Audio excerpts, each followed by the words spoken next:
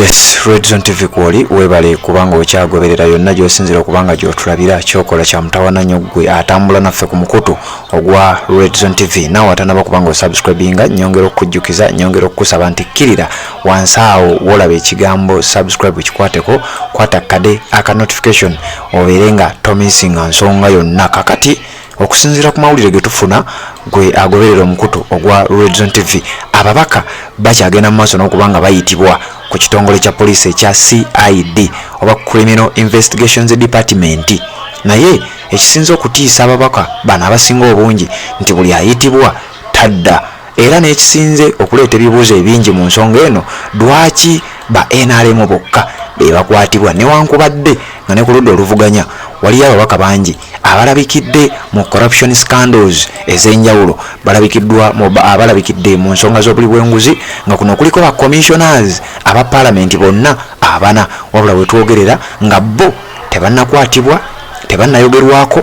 Naye bannayuganda bali mu kwebuuza bibuuzo, lwaki babaka ba NRM bokka be bakwatibwa? Kati wetwogerera waliwo ababaka abalala babiri ng'ebyabwe si byangu yadde eddakiika n'emu, era nga bwe nkugambye nti nabo ba NRM. Okusinziira ku kiwandiiko ekifulumidde ku mukutu ogwa Daily Monitor nga kiraga nti police summons PS Sali over cooperatives compensation. Ono gwe bayita Geraldine Sali, mukyala akolanga permanent secretary, ono yesi mubaka akolanga permanent secretary mu ministry ey'ensonga z'ebyensimbi. Jjukira Museveni we yali ayogera n'ategeeza nti obuli bw'enguzi tugenda kubeera nga tubulwanyisa. Waliwo ekkobaane wakati wa ministry ey'ebyensimbi ne ministry ne parliament, okubeera nti baddira ssente z'omwi w'omusolo ne zibeera nga zitwalibwa mu ngeri ey'ekyeyonoonere. Kakati gwagoberera omukutu ogwa Red Zone TV olwaliro ng'ennaku z'omwezi 28, omukyalo oyo nga ye permanent secretary owa ministry ey'ebyensimbi amaze okuba nga naye ayitibwa ku CID Criminal Investigations Directorate ekibuli, agende naye abeere nga yennyonnyolako. Era ekiwandiiko kino nga kigamba the permanent secretary of the Ministry of Trade, Industry and Cooperatives. Ono permanent secretary si wa ministry ya byansimbi wabula wa ministry ey'ebyensuubula, ey'amakolero n'ebibiina eby'obwegassi. Permanent secretary of the Ministry of Trade, Industry and Cooperatives, Mrs. Geraldine Sali wetwogerera nga naye giwunye amaze okubeera nga ayitibwa oluvannyuma lw'okuba nti erinnya lye lyalabikira mu skando eya ssente obuwumbi 1,640 bwe bayita compensation fund ezaali eza cooperatives. Bino bigenza okujja nga n'omubaka amanyiddwa nga Patrick Isiyaji Opoloti, ono naye yamaze okubanga ayitibwa mu ngeri y'emu. Kati nno kino kyekimu ku bireetedde bannayuganda ebibuuzo ebingi nga beebuuza naye ddala lwaki ba NRM bokka. Ekintu kino tekiibeemu ebituli, ekintu kino tekiibe nga kiyina ekyekwesa emabega waakyo. Bamuyita Patrick Isiyaji Opoloti, ono ng'akiikirira constituency bagiyita Kacumbali Kawunte mu kisanja kino oba mu parliament eno ey'e11. Kati abo babiri bagenze okubeera nga nabo bennyonnyolako, naye nga wenkugambye nti buli agenda ekisinza obbeeraliikiriza nti takomawo. Nga olaba bano abasatu okuli Sise Namuju omukyala akiikirira Lwengo ng'omubaka omukyala, okuli Paulo Akamba oyo naye eyayoolebwawo nga kooti yakamala okumuwa bayiro, ne munnaabwe omulala ow'okusatu. Bano bagatteko omusajja amanyiddwa nga ono akwasaganya ensonga za PLU, Michael Mawanda, oyo naye akyali mabega wa mitayimbwa. Ebintu bino bireetedde bannayuganda ebibuuzo bingi.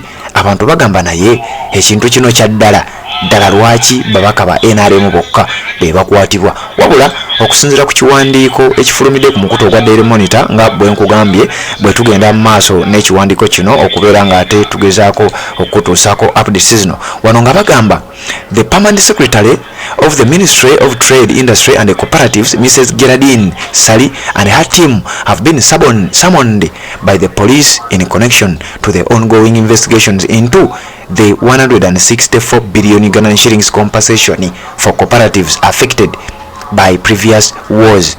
Omukyalo ono amanyiddwa nga Geraldine Sali nti erinnya lye lyalabikidde mu buli bw'enguzi mu kubba ssente ez'omwi w'omusolo ezo z'olabye zenkunnyonnyoddeko ezaali ez'okuliyirira abali mu bibiina ebyobwegassi oba the cooperatives. This comes a day after the chairman of the Parliament Budget Committee and the clerks appeared before detectives over the same. Tibino webijidde nga chairperson ow'akakiiko aka Budget Committee kati nno yono gwe nkugambye amanyiddwa nga Patrick Opolot Isiyaji, oyo yakulira akakiiko ke bayita Budget Committee. Mu kifo ky'okulira akakiiko basalawo kubeera nga beddiza ssente baziswitchinga bazizza ku akaunti zaabwe n'ebintu ebirala ebifaananako bwe bityo. Nkugambye ono akiikirira constituency bagiyita Kachumbaala kaunti mu palamenti ku kaadi eya NRM. Ono yegattiddwako amanyiddwa nga Mrs. Geraldine Sali. Mrs. Sali along with the team which worked on the compensation exercise are supposed to appear at the Criminal Investigations Directorate in Kibuli, Kampala today olunaku olwaleero nga naku mwezi 28 omwezi ogw'omukaaga 2024. naye nga bwe nkugambye nti ekisinza okutiisa abantu bano nti buli agenda takomawo, buli agenda akomerawo mu kamotoka kano, akomawo nga tumulabako agenda mabega wa mitayimbwa nga olaba abasatu bano. Kakati okusinziira ku kiwandiiko kino nga kigamba nti when contacted yesterday, police spokesperson Fred Enanga said he did not have information on the matter. Nti ye musajja wattu Enanga tannaba kubeera nga abimanya. Kakati ekisinza okundeeta eseggulire lino oyinza okuba tonnakitegeera.